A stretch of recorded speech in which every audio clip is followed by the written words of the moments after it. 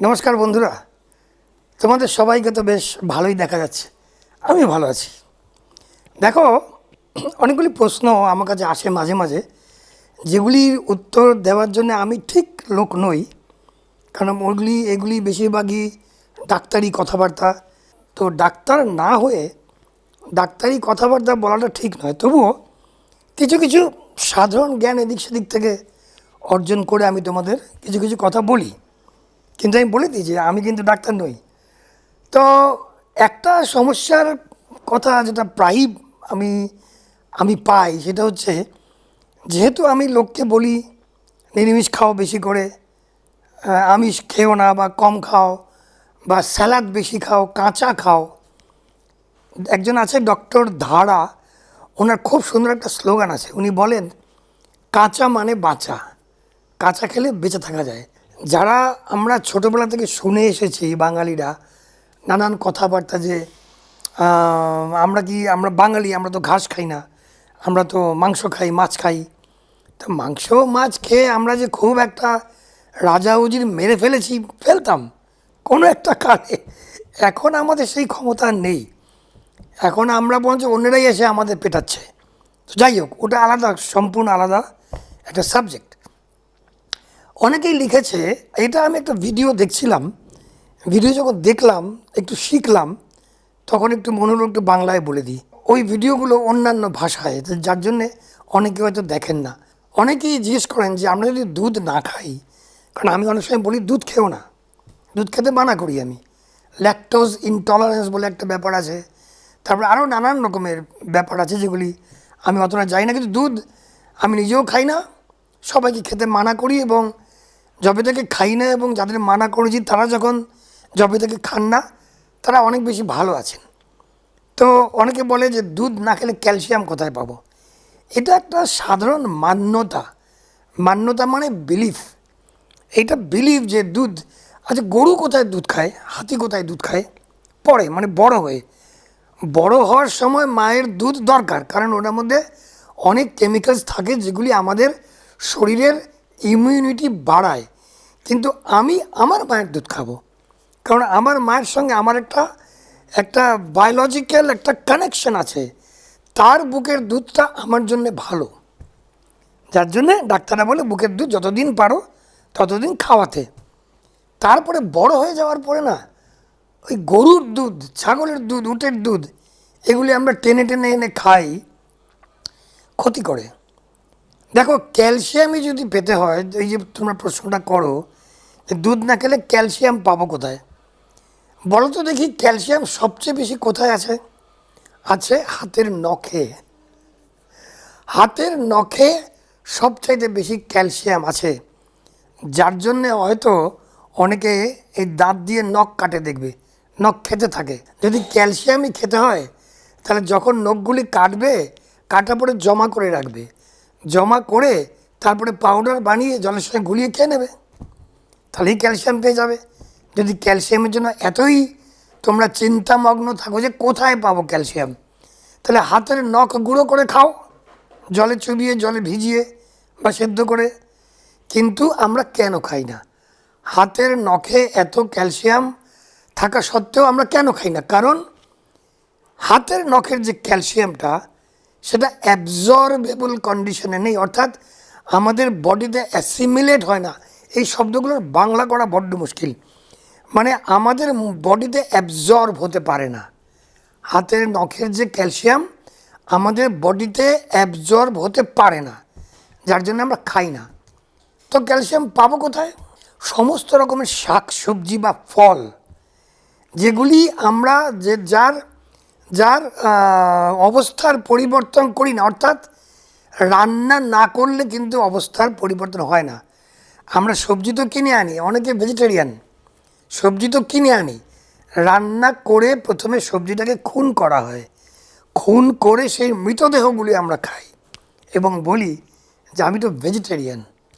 কিন্তু আসল ভেজিটেরিয়ান যারা, তারা কিন্তু প্রচুর পরিমাণে স্যালাড খাবে, স্যালাড। এটা আমি আগেও একটা ভিডিওতে বলেছি। আমি প্রচুর পরিমাণে খাই কাঁচা, যতটা কাঁচা, যে সবজি কাঁচা খাওয়া সম্ভব সেগুলি কিন্তু খাওয়া যায়।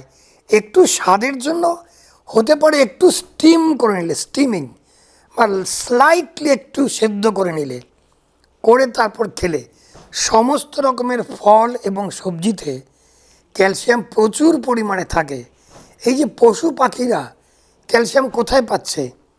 তো অনেকেই আমার সঙ্গে তর্ক করতে পারেন, তবে তর্ক যারা করবেন তারা আমি জানি তাদের মাথায় যেগুলি ঢুকে আছে শত শত বছরের একটা একটা বিশ্বাস যে ক্যালসিয়াম পেতে হলে দুধ খেতে হবে, বা প্রোটিন পেতে হলে মাংস খেতে হবে, মাছ খেতে হবে। এই বিশ্বাসগুলো থেকে আমরা এইসব তর্কে লেগে পড়ি। তো আমি বলছি না আমার কথাটা শুনেই নিতে হবে, তবে একবার শুনে চেষ্টা করে দেখতে পারেন। কোনো বাধ্যবাধকতা নেই যে তোমাদের সবাইকে এই কথাগুলি শুনতে হবে। আমি যা যা করে উপকার পেয়েছি আমি সেগুলিই বলি। তারপরে এটা গেল ক্যালসিয়ামের কথা। তারপরে অনেকে আবার বলেন ভিটামিন B12 কম হয়ে গেছে, আর ডাক্তারের কাছে গেলেই প্রথমে ভিটামিন ডি আর ভিটামিন B12 ওরা মাপে টেস্ট করতে দেয়, এবং তারপরে দেখা যায় যে কম। কেন কম? ভিটামিন B12 আসে থেকে?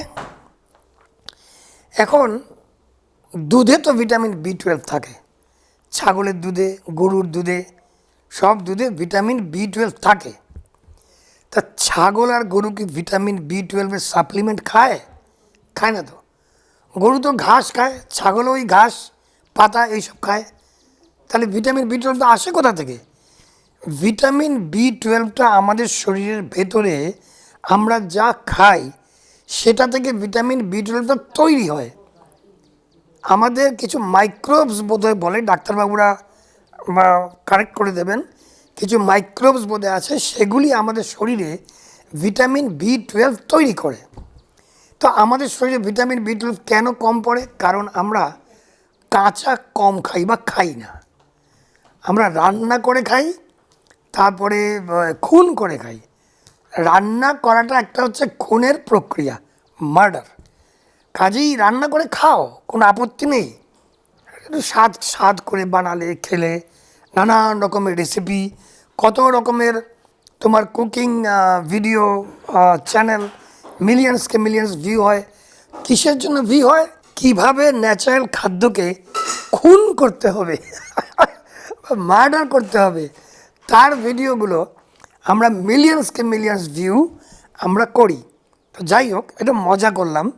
যে কথাটা বলছিলাম, এই যে আমরা যত বেশি র ফুড খাবো, স্যালাড বা সবজি, এবং দুধ খাবো না, দই একটু খেতে পারো, আমি ঠিক জানি না দই খেলে বোধহয় অতটা কিছু ক্ষতি হয় না, যেহেতু আমি খাই বললাম।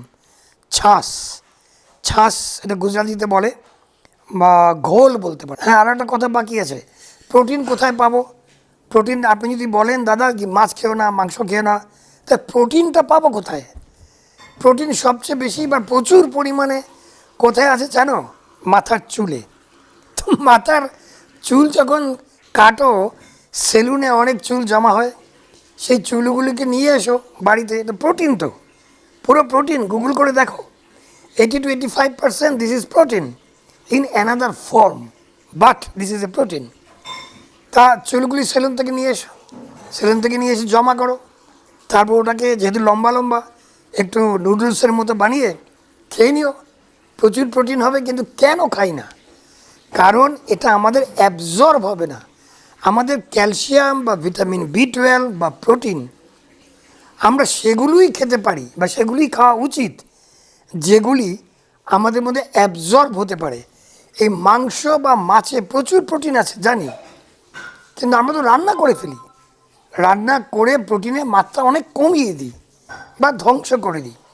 কিন্তু আমরা যদি শাক সবজি, প্রচুর পরিমাণে স্যালাড, কাঁচা নিরামিষ খাবার খাই, যেমন তোমার অনেক পালসেস আছে, পালসেস, বিনস, ডাল, ভর্তি প্রোটিন, এগুলি খেলেই হয়।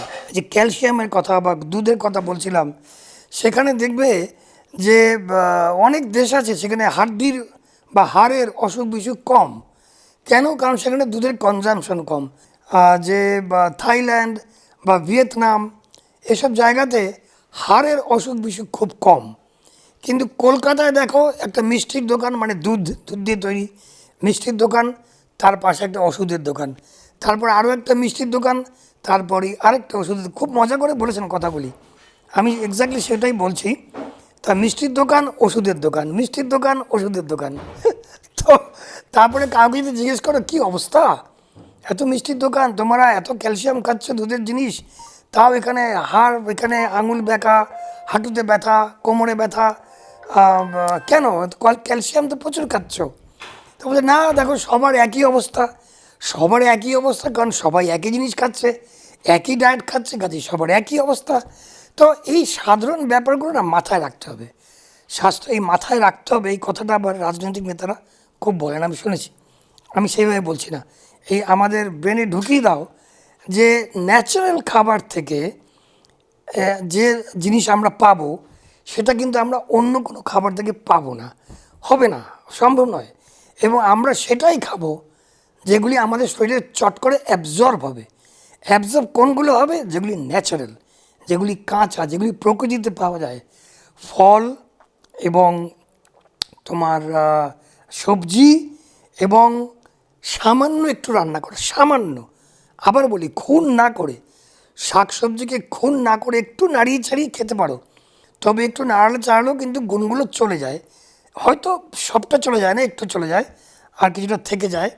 তো এইগুলি একটু খেয়াল রাখবে, তাহলেই দেখবে স্বাভাবিক জীবনযাত্রা বজায় রেখে যদি ফলমূল এবং শাকসবজি যত কম রান্না করে খেতে পারবে, তত কিন্তু ভালো থাকবে। বাস এটুকুই বলা ছিল।